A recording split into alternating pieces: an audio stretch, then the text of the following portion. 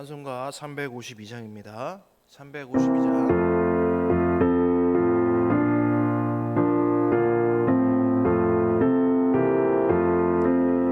십자가 군병들아 주 위에 일어나 기 들고 앞서 나가 담대히 싸우라.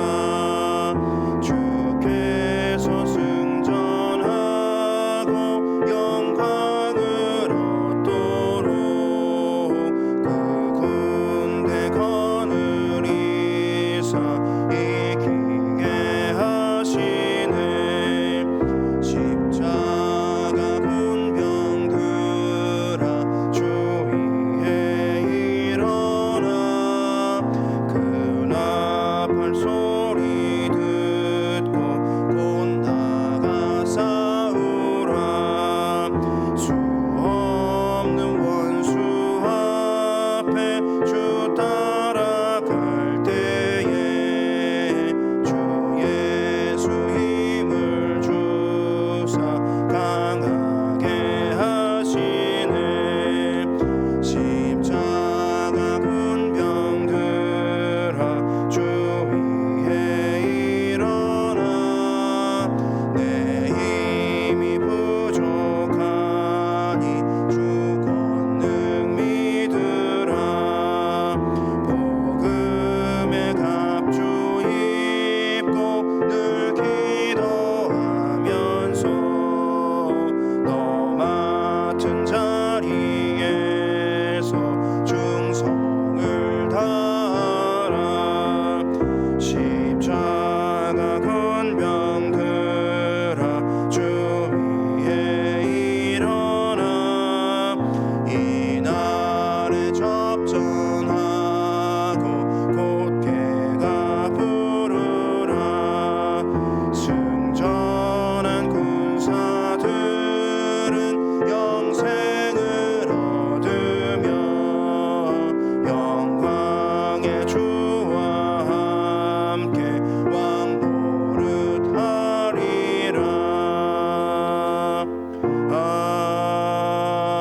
아멘.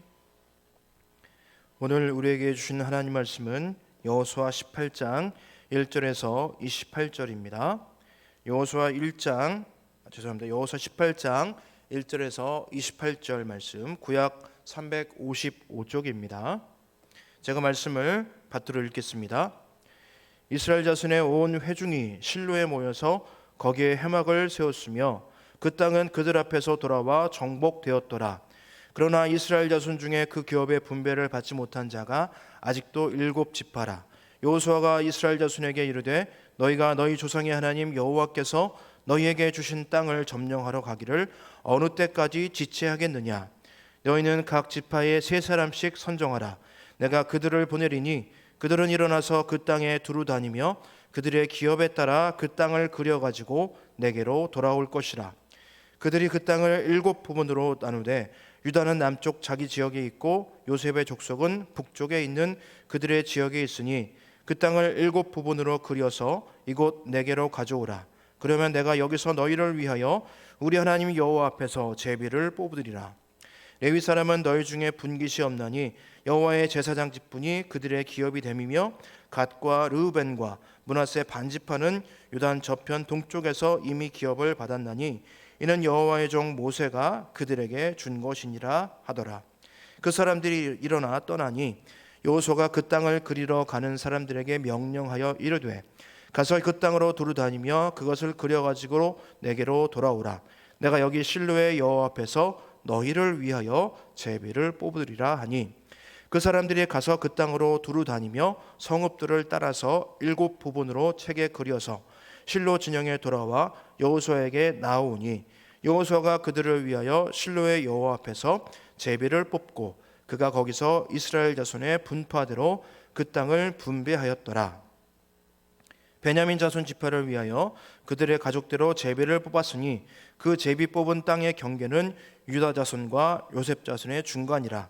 그들의 북방 경계는 요단에서부터 여리고 북쪽으로 올라가서 석족 산지를 넘어서 또 올라가서 베다웬 황무지에 이르며 또 그 경계가 거기서부터 루스로 나아가서 루스 남쪽에 이르나니 루스는 곧 베델이며 또 그 경계가 아다롯 앗달로 내려가서 아래 벳호론 남쪽 산 곁으로 지나고 벳호론 앞 남쪽 산에서부터 서쪽으로 돌아 남쪽으로 향하여 유다 자손의 성읍 기럇 바알 곧 기럇 여아림에 이르러 끝이 되나니 이는 서쪽 경계며 남쪽 경계는 기럇 여아림에서 끝에서부터 서쪽으로 나아가 넵도와 물 근원에 이르고 르바임 골짜기 불쪽 흰놈의 아들 골짜기 앞에 있는 산 끝으로 내려가고 또 흰놈의 골짜기로 내려가서 여부수 남쪽에 이르러 엔로겔로 내려가고 또 북쪽으로 접어들어 엔세메스로 나아가서 아둠밈 비탈 맞은편 글릴롯으로 나아가서 루벤 자손 보안의 돌까지 내려가고 북으로 아라바 맞은편을 지나 아라바로 내려가고 또 북으로 벳 호글라 곁을 지나서 요단 남쪽 끝에 있는 여메의 북쪽 해만이 그 경계의 끝이 되나니 이는 남쪽 경계며 동쪽 경계는 요단이니 이는 베냐민 자손이 그들의 가족대로 받은 기업의 사방 경계였더라. 베냐민 자손의 지파가 그들의 가족대로 받은 성읍들은 여리고와 벳 호글라와 에멕 그시스와 벳 아라바와 스마라임과 베델과 아임과 바라와 오브라와 그발 암모니와 오브니와 게바이니 12성읍과 또 그 마을들이며 기브온과 라마와 부에롯과 미스베와 그비라와 모사와 레겜과 이르부엘과 다랄라와 셀라와 엘렙과 여부스 곧 예루살렘과 기브앗과 기랴지니 14성읍이요 또 그 마을들이라. 이는 베냐민 자손이 그들의 가족대로 받은 기업이었더라. 아멘. 이스라엘은 40여 년의 이 광야 생활을 끝내고 요단강을 건너 마침내 가나안 땅으로 들어왔습니다. 가나안 땅은 우리가 현재 중동의 팔레스타인 지역이라 말하는 그 이스라엘과 그 주변 지역을 일컫습니다. 이스라엘은 가나안 땅의 초입에서 만난 그 여리고성을 하나님의 방법으로 무너뜨리고 그 다음 성인 아이성을 무너뜨렸습니다. 도중에 아간의 범죄로 첫 번째 아이성 공략에 실패하기도 하였지요. 전열을 대비하고 마음을 새롭게 하여서 마침내 두 번째 공략에서 아이성을 무너뜨리고 그 이후에 본격적으로 가나안 민족들과의 정목 전쟁을 벌였습니다. 가나안 남쪽 민족들과의 전쟁에서 승리하여 먼저 그 땅을 얻었고요. 이후에 북진하여 가나안 북쪽 민족들과의 전쟁에서 승리하여서 북쪽 지방까지 다 얻게 되었습니다. 정복 전쟁 이후에 12지파가 정착할 땅을 분배하게 되었습니다. 먼저 요단강의 동편에 일부 지파들이 정착하게 되었습니다. 르우벤, 갓, 므낫세 반지파였습니다. 그리고 유다와 에브라임과 므낫세 반지파가 요단강 서편에 먼저 땅을 얻게 됩니다. 땅을 분배하는 방법은 제비뽑기였습니다. 이스라엘의 지형은 이 산악지연과 광야 그리고 평야지대가 어우러진 그런 곳이었기 때문에 모두 같은 조건은 아니었습니다. 제비뽑기를 통해 하나님이 가라 하시는 곳으로 각 지파의 정착지가 그렇게 분배되고 결정되었던 것입니다. 이것은 아브라함을 통해 언약을 맺으신 때부터 계속되는 이스라엘의 그런 태도였습니다. 하나님의 인도하심을 따르겠다는 그런 태도였던 것이죠. 물론 불순종했던 모습도 있고 또 하나님의 뜻을 거역한 그런 기억도 있습니다. 물론 그런 그들의 모습에도 불구하고 기본적으로 그들이 계속해서 가지고 있고자 했던 모습은 하나님의 인도하심을 따르겠다는 그런 태도였습니다. 이스라엘은 수많은 시행착오의 사건들을 지나온 지금 하나님의 인도하심 안에서 전쟁을 치렀고 이제는 약속의 땅에 정착할 시기가 되어 하나님의 그 뜻을 다시 한번 구하고 있던 것입니다. 그래서 제비뽑기로 그들이 들어갈 그리고 정착할 땅을 정했던 것입니다. 이제 남은 7개 지파가 자신들이 거주할 땅이 분배되기를 기다리고 있습니다. 28장에서는 땅의 분배에 앞서서 남은 땅의 분배에 앞서서 아주 중요한 사건을 기록하고 있습니다. 바로 가나안 땅에 들어가 정착하면서 실로라는 이 지역에 회막을 세웠던 것입니다. 오늘 본문 1절인데요. 제가 읽어드리겠습니다. 본문 1절입니다. 이스라엘 자손의 온 회중이 실로에 모여서 거기서 회막을 세웠으며 그 땅은 그들 앞에서 돌아와 정복되었더라. 여호수아 4장을 보면 이스라엘은 요단강 도하 후에 하나님의 말씀대로 길갈이라 하는 지역에 12개의 돌을 세워서 하나님을 예배하였습니다. 이후 길갈은 여리고성과 아이성 함락과 또 가나안 전쟁을 위한 영적 전략적인 그들의 본부가 되었습니다. 가나안 땅을 정복한 이후에 이 역할을 할 장소로 바로 실로라고 이름하는 장소를 택하였고 그곳에 법궤를 모시고 회막까지 세웠던 것입니다. 이곳은 에브라임 지파가 분배받은 영토 그 안에 있었습니다. 실로는 본문의 시기부터 훗날 다윗이 예루살렘으로 이 법궤를 옮길 때까지 약 400여 년 동안, 굉장히 긴 시간이죠.